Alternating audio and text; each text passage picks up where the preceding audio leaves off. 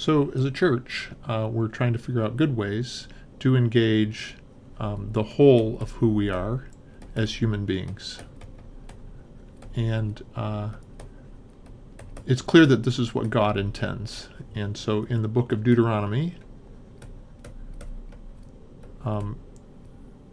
Deuteronomy 6:5, God says, "Hear, O Israel, the Lord our God, the Lord is one. You shall love God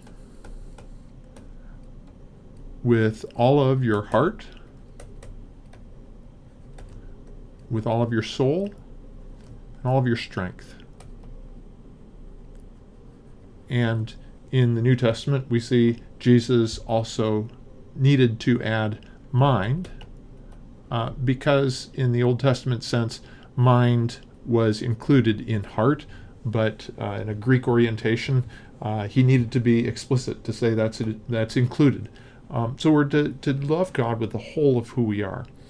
And God felt it important, and Jesus felt it important to say, make sure you love God with all of who you are, not just with parts of who you are. And so there's a simple diagram that's been helpful for us to broaden our sense of the whole of who we are in loving God. And so the way we describe it is with three circles, and these circles intersect. And so this top circle we will speak of as the head. And this is the head, as in the head on our bodies. And this is where, in many cultures, we see the head as the place of thinking. And so in the church, this is an orientation toward theology, toward teaching. So it's the importance of how we think and helping people think in good ways. The second circle we talk about as being the heart. And with the heart, we tend to think about, rather than just thinking, we think about relationships.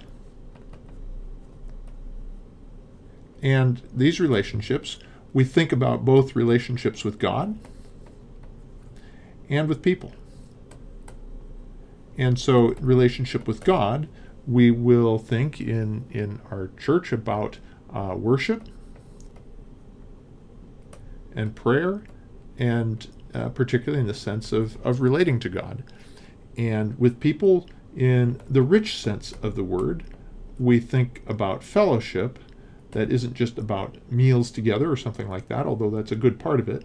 But this is where it pushes us toward relating to people as family. So heart is about those relationships. And then our third circle is about hands. And when we think about hands, we think about action.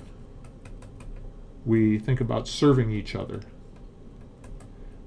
We think about doing things like pursuing justice. It's taking action for the good of people. And we recognize that for many of us, one or maybe two of these circles is most natural. So some of us are very inclined toward thinking.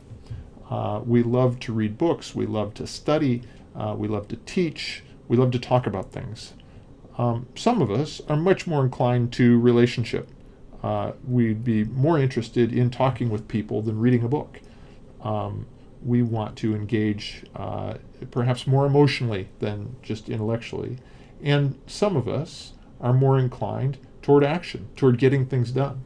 Let's not sit around and talk about things. Let's get things done. And so, in some sense, we all have a favorite spot that we go to, which I think is why God in the Old Testament and God the Son, Jesus, in the New Testament, felt it important to say, you know what, you need to love God with all of who you are. And what's helpful for me is to realize that different parts of the Bible push in different directions here. And so we have some books, like, say, the letter to the church in Rome. So Romans seems to be a very theologically head-oriented book. We also have books like the Psalms. And Psalms, though it does have significant parts of teaching, but it's very relational. It's emotional and engaging with God in rich ways. And then we also have books that are very action-oriented. And so both Proverbs in the Old Testament and James in the New Testament, examples of books that say, you know what, action is what really is going to be necessary. And so what we want to do is to enrich each part of these with the others. So we want our teaching to be relational, both relationships with each other and pushing us in relationship toward God.